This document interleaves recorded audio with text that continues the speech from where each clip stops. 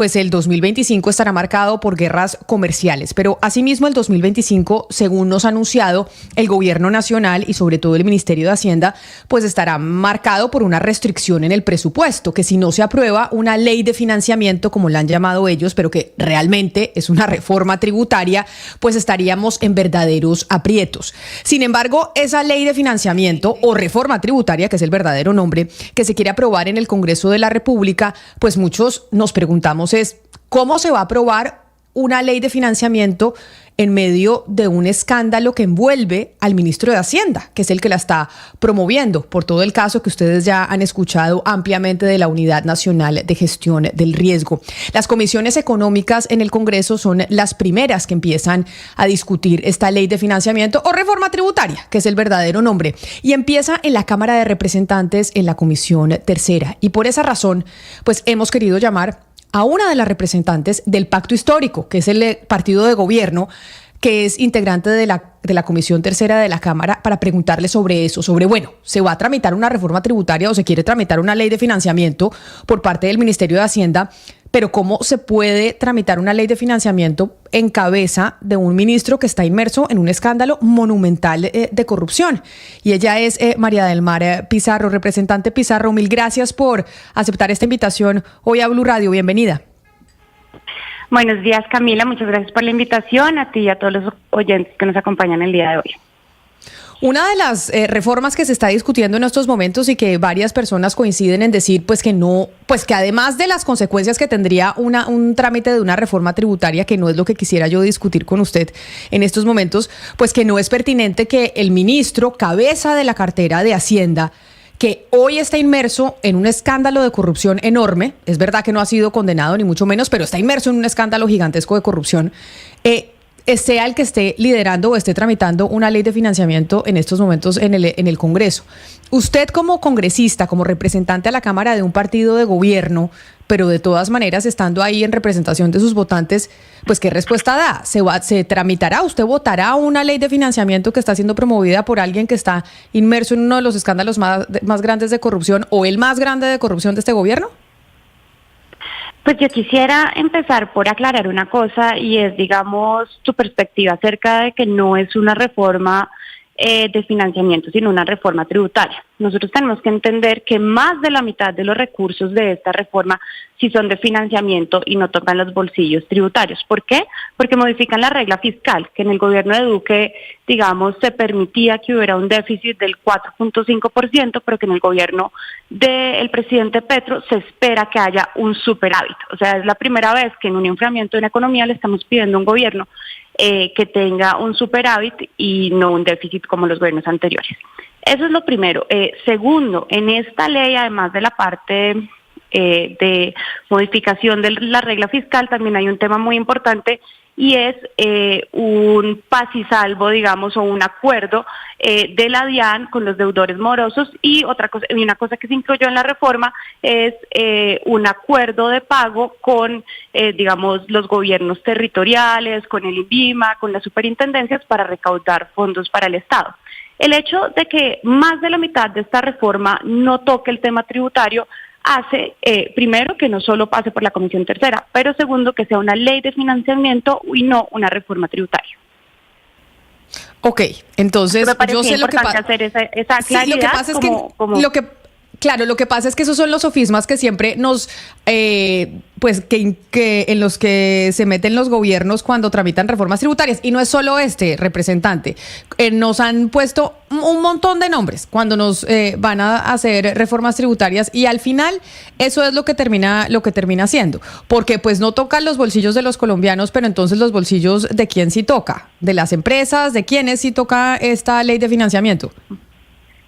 Pues bueno, primero de las empresas de juegos de azar, que el año pasado hicieron 45 billones de pesos. Para que tengas, digamos, una dimensión de este valor, o bueno, pues estoy segura de que tú lo tienes, pero muchos colombianos quizás no. Por ejemplo, una empresa como Bianca tiene alrededor de 200.000 millones en utilidades, imagínate. Y estas empresas de juegos de azar en línea hicieron 45 billones de pesos y no paga IVA. Yo entiendo que la educación no pague IVA, yo entiendo que el transporte público no pague IVA, IVA, pero exactamente por qué no le vamos a cobrar IVA a los juegos de azar que además están teniendo unas rentabilidades altísimas y que además tenemos un problema, y es que los colombianos cada vez están apostando más.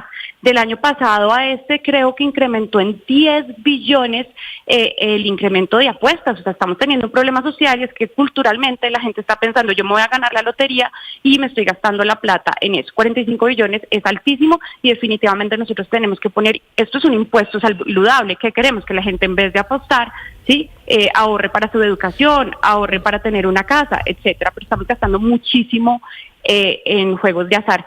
Segundo, ¿a quién más le vamos a poner impuestos? A todo, al tema petrolero. ¿Por qué? Porque en países como Italia, por ejemplo, el petróleo paga 55% de renta. Aquí paga alrededor del 33% de renta. Entonces nosotros pensamos que hay margen para que el petróleo y el carbón paguen más, sobre todo porque cuando baje el petróleo, porque ahorita se piensa que puede llegar a 65 el precio del Brent, este año alcanzó a estar en 90, pues vamos a tener unos problemas de recaudo muy graves, por lo cual hay que diversificar nuestra economía. Pero, ¿sabes a quién no se le va a tocar el bolsillo y a quién se le van a bajar los impuestos? A las empresas. A las empresas, a las pequeñas y medianas empresas, se les va a bajar la renta a un 27%. Entonces, ¿qué es lo que se busca? Pues bajarle la carga impositiva al sector productivo y subirle a unos renglones de la economía que, desde mi perspectiva, como los juegos de azar, hay que subirles. Ahora, había unos temas como el patrimonio, que esos ya no van en la ponencia, ¿sí? O que se disminuyen bastantes, y otros temas, digamos, que tocaban a las personas naturales, que en las comisiones y en conversaciones con el gobierno ya no van. Lo que sí creo que el gobierno debe mantenerse es en que los juegos de azar sí deben pagar IVA. Eso sería un recargo importante para las arcas del Estado y además nos ayudaría a controlar una cosa que se está saliendo de control y es las apuestas. Pero entendiendo eso, representante María del Mar Pizarro, ahora hablemos de las formas, y es cómo pueden o cómo influye o cómo afecta el trámite de este proyecto el hecho de que el ministro de Hacienda, que es el promotor de esta ley de financiamiento, pues esté inmerso en semejante escándalo de corrupción.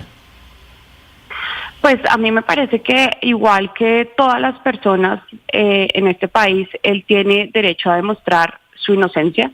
Eso es lo primero. Y lo segundo es que el problema no solo toca al ministro de Hacienda. Ayer casi que todos los partidos, el presidente del Senado, senadores del Partido Liberal, del Partido Conservador, estarían envueltos, digamos, en este escándalo. Entonces, a mí lo que me parece es que tenemos un problema estructural acá, porque es que todos los sectores políticos, digamos, han sido denunciados en este supuesto escándalo. Entonces, ¿qué vamos a hacer más bien con todos los sectores políticos de este país? Pero representante, a ver, el tema de la presunción de inocencia es un capital del sistema republicano, de acuerdo, pero acá pues hay unos tiempos, esto se demorará años. Y no estamos hablando de un supuesto, digamos, de una persona que denunció al ministro. Son 3 personas que pertenecieron al gobierno, 3 personas. La señora Benavides, el señor Olmedo López y Sneider Pinilla, que dicen lo mismo. Evidentemente habrá que esperar, pero usted como representante de una comisión del crédito público y de Hacienda, ¿no le parece que el representante ante los mercados internacionales, ante los sistemas de deuda, la persona que le pide los impuestos a los colombianos, de pronto es mejor que se aparte mientras se aclara su situación? Digamos, estamos hablando de la persona que tiene la llave del tesoro del país. Pues yo creo que esto es más o menos lo que yo opino a, digamos, lo que el presidente piensa que se debe hacer. Él ha salido a respaldar al ministro. Pues el ministro ha tenido una hoja de vida muy limpia y pues sinceramente yo no puedo hacer pues comentarios de algo que realmente no conozco. Ahora, yo no soy representante de la Comisión de Crédito Público. Lo que sí le voy a decir es que la Comisión de Crédito Público no se está reuniendo y eso está creando unos problemas de caja para el país supremamente delicados. Entonces, no sé, yo creo que en este país tenemos, por ejemplo, yo tengo una ley que se llama de protección a denunciantes de corrupción. Lo que nosotros tenemos, al parecer, podría ser un problema endémico del país, y no solo del país, en Europa también lo vemos, y también lo vemos en toda Latinoamérica, y es que, y no solo lo vemos en el sector público, porque nosotros también tenemos que tener muy claro que para que un político robe necesita un empresario. Y a mí me parece que lo que nosotros necesitamos es empezar a trabajar muchísimo más en todo el tema de proteger a los denunciantes de corrupción. Representante, yo me quiero poner en los zapatos de congresistas como usted, porque evidentemente usted apoya esta ley de financiamiento, pero no los pone en una encrucijada todo el tema del ministro Bonilla, más allá de que sea un tema estructural como usted lo describe, porque usted puede querer votar sí por esta ley de financiamiento que pase, pero por otro lado, pues que lo esté moviendo el ministro Bonilla, que está metido en estas investigaciones por corrupción, pues le quita legitimidad e incluso legalidad. ¿No la pone a usted y a otros congresistas en su posición en una encrucijada? ¿No sería más fácil que el ministro Bonilla renunciara a su cargo para que ustedes puedan votar con una coherencia más clara? Pues realmente la mayoría de discusiones son con el director de la DIAN. Nosotros tenemos que tener en cuenta que el profesor Villabona, que además es un experto y un técnico reconocido, digamos, en muchos países y sobre todo en Colombia, es con quien nosotros también hemos establecido una conversación principal. ¿Cuánto recaudan y cuánto nos cuesta, por ejemplo, el tema de juegos de azar? Eso es un tema de la DIAN. Entonces, pues a mí me parece que esto es una discusión muy técnica, ¿sí? Entre los congresistas que estamos en comisiones económicas, los técnicos de Hacienda, el director de la DIAN y pues evidentemente el ministro de Hacienda. Pero yo no veo digamos que haya un problema en discutir técnicamente los ingresos o los egresos de los juegos de azar o del petróleo o otros temas que encontramos, digamos, en estas discusiones. Por ejemplo, que los yates de recreo en San Andrés no pagan impuestos o que los aviones de recreo, ojo, de recreo, no de renta y productivos, tampoco pagan IVA en San Andrés. Entonces, digamos, estas son realmente discusiones económicas muy técnicas. Pero, representante, perdón, le interrumpo, representante Pizarro, pero mire, llama la atención que quienes fueron abanderados en el pasado reciente de la lucha contra la corrupción estén buscando ahora atajos y esguinces para justificar un caso de corrupción. Obviamente que la justicia definirá qué va a pasar con esto. Pero póngase usted o piense usted, por ejemplo, en el gobierno de Duque, del presidente Duque, que fuese su ministro de Hacienda el que estuviera envuelto en este escándalo y no el doctor Bonilla en el caso del gobierno de Petro, que es el gobierno que usted respalda. ¿Cuál sería la posición de ustedes? Hoy que son gobierno, en ese momento, en el gobierno de Duque, con un ministro de Hacienda envuelto exactamente en un escándalo como esto, ¿no estarían ustedes pidiendo la cabeza de ese ministro? ¿No estarían ustedes diciéndole al país, este ministro tiene que renunciar porque está envuelto en un escándalo de corrupción? Porque ahora sí justifican la corrupción o los presuntos casos de corrupción, y en el pasado reciente ustedes eran abanderados de la lucha contra la corrupción. No es un asunto técnico, obviamente que usted va a decir que los que tienen yate de lujo paguen impuestos. Eso es otro asunto. Es un asunto de ética y de moral pública. ¿Ustedes qué le dicen a sus electores y a los colombianos en este momento en que el ministro de Hacienda está tramitando en esta precisa coyuntura una reforma que le va a meter las manos a los bolsillos de los colombianos, quieranlo o no? Pues a mí me parece, pues volvamos a retomar. Yo quiero decir que aquí a los que se les está tocando el bolsillo no son a las empresas de los colombianos, sino a los grandes empresarios, sí, o sea, casi oligopolios que hacen 45 billones de pesos. Eso es lo primero.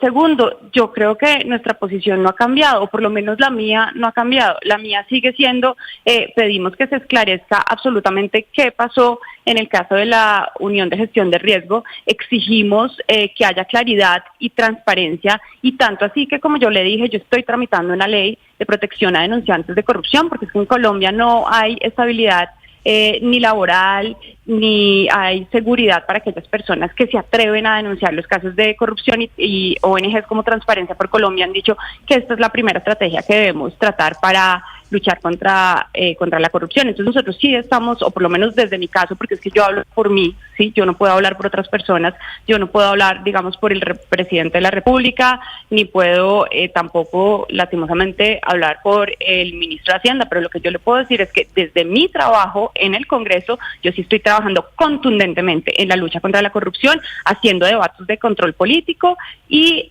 buscando que en distintos sectores, por ejemplo, yo acabo de pasar una proposición a la reforma a la salud para que la UIAF investigue a los tramitadores del INVIMA, ¿sí? Y para que investigue a los tramitadores también de entes del Estado que sabemos que se enriquecen a costa de los empresarios colombianos. Entonces, por mí yo le hablo, yo tengo muy clara mi moral y mi norte ético, eso sí se lo aseguro. Representante Pizarro, le voy a hacer una pregunta que sí es de la opinión suya. Le quiero preguntar, usted cómo ve, y permítame cambiarle de tema, la llegada de Armando Benedetti al Congreso, al gobierno, después de todo lo que hemos sabido, de la denuncia que está en España, de los antecedentes de su trato a Laura Sarabia. ¿A usted cuál es su opinión frente a esa llegada al gobierno otra vez? Pues yo tuve la posibilidad de hablar con Adelina Guerrero, ¿sí? Con respecto a las denuncias que había de maltrato. Y lo que ella me aseguró es que primero no había ninguna denuncia, segundo que no había testimonios, tercero que no había fotos y que eso estaba, digamos, causando pues grandes impactos en su vida personal y familiar. Y a mí lo que me parece es que ella es una mujer capaz, inteligente, y creo que luchar en contra del machismo parte por escuchar lo que ella tiene que decir, que la persona que, digamos, ha sido una supuesta víctima, porque es que nosotros lo que vemos es que hablamos un montón de un testimonio, de un caso que al parecer, o por lo menos que el sujeto principal de los hechos dice que no sucedió. Sí, bueno, hay una denuncia en autoridades españolas, tienen la denuncia, pero entonces me quedo, digamos que pongamos ese caso aparte. Eso fue lo que ella me dijo, digamos, no. Sí, pues, sí, entonces, no. Entonces entremos en el caso del maltrato a Laura Sarabia, que fue un maltrato que se oye, pues es decir, toda Colombia supo y que nunca ha sido negado y que fue un trato pues horrible. Eso también es un machismo terrible y es un machismo que es de lo mismo que estamos hablando. O sea, uno es violencia física y esta otra es violencia, que usted dice pues que no hay violencia física, pero pues hay una denuncia, pero lo otro es violencia verbal, es un maltrato evidente y que todo el país lo supo.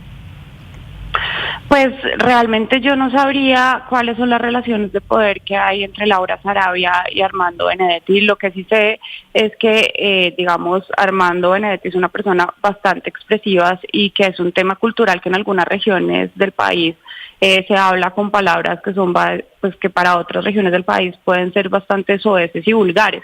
Entonces, pues tú me estás pidiendo que yo hable sobre una relación que primero no tiene nada que ver conmigo y segundo, que no, de la cual no conozco los detalles. Entonces, pues no podría decirte, porque es que también nosotros escuchamos una parte de la conversación, pero escuchamos toda la conversación, sabíamos en qué contexto estaban hablando, ¿me entiendes? Entonces no podría decirte. Podemos decir que hay una relación de poder Benedetti-Laura o Laura-Benedetti. Es que son cosas que para mí no tienen tanta claridad y creo que claro, sí hay un problema de denuncia. Lo que sí estamos obligadas las mujeres es a salir y plantear y plantear legalmente esas denuncias de maltrato.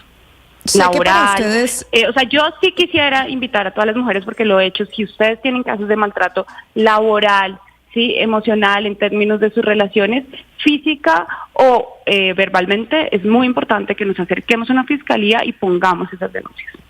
Claro, representante, yo sé que para ustedes, los miembros pues del Pacto Histórico, no debe ser nada cómodo esta situación. Uno, la de Benedetti nuevamente en la Casa de Nariño, y otra, pues el ministro de Hacienda en el caso suyo, que es de la Comisión Tercera de la Cámara de Representantes, pues envuelto en este escándalo de corrupción. Sin embargo, pues creo que, como se lo decía mi compañero Oscar Montes, pues los oyentes, la ciudadanía, los votantes esperan un poquito de coherencia, porque obviamente si estuviésemos en otro gobierno, pues serían mucho más radicales a la hora de hacer acusaciones frente a una situación como la que estamos viviendo en la Casa de Nariño con Armando Benedetti, que no tiene ninguna presentación, que haya vuelto otra vez a Palacio después de todos los escándalos en los que estuvo inmerso. Igualmente no tiene ninguna presentación más allá de la presunción de inocencia que tengamos un ministro de Hacienda que en cualquier otro país del mundo por cosas mucho menores se habría apartado de su cargo. Entonces, ¿no cree usted que ahí, entendiendo que no es responsabilidad suya, si hay por lo menos un comportamiento muy distinto al que cuando se estaba en la oposición se exigía a quienes estaban gobernando? Pues yo sí creo que nosotros como gobierno y como oposición tenemos que ser muy estrictos con el tema de la lucha anticorrupción, ¿sí? Y creo que definitivamente ese debió ser como una de las mayores apuestas de este gobierno.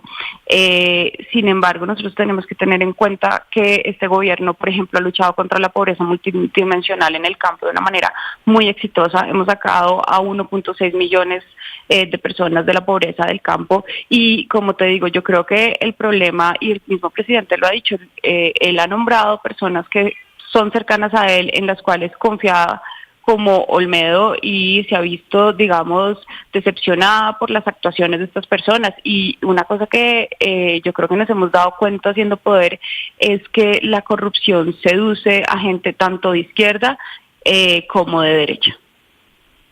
Pues mire, representante, yo sé que a usted le toca hacer maromas para responder como miembro del Pacto Histórico frente a algo pues que no tiene ningún tipo de presentación, pero yo por eso le agradezco enormemente, y se lo dije desde un principio, que haya aceptado esta comunicación con nosotros para hablar de esa ley de financiamiento que se da en el marco de una situación muy compleja para el gobierno, y que entonces le pido como última pregunta aclarar para que tengamos nosotros las nociones de los tiempos. Esta ley de financiamiento, como se empieza a tramitar, ¿ustedes están optimistas desde el gobierno y desde la bancada de gobierno que va a terminar aprobándose cuándo?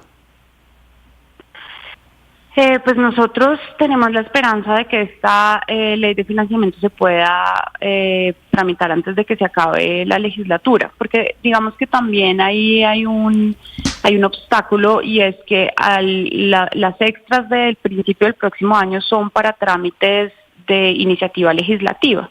Entonces no podríamos empezar las discusiones del próximo año con la ley de financiamiento. Entonces definitivamente el gobierno y todos estamos corriendo porque el presupuesto de inversión es sumamente inflexible. Entonces la plata, y yo creo que ese es el juego político que está pasando en la Comisión de Crédito Público y en las comisiones. Lo que no quiere la oposición es que el presidente Petro tenga liquidez de caja y presupuesto de inversión para pues que no, pues evidentemente para que en el tiempo de las elecciones él no tenga los resultados que espera tener. Pues es la representante a la Cámara del Pacto Histórico, María del Mar Pizarro. Representante, gracias por estar con nosotros. Un saludo especial para usted. Muchas gracias a ustedes por la invitación, que tengan un buen día. Gracias.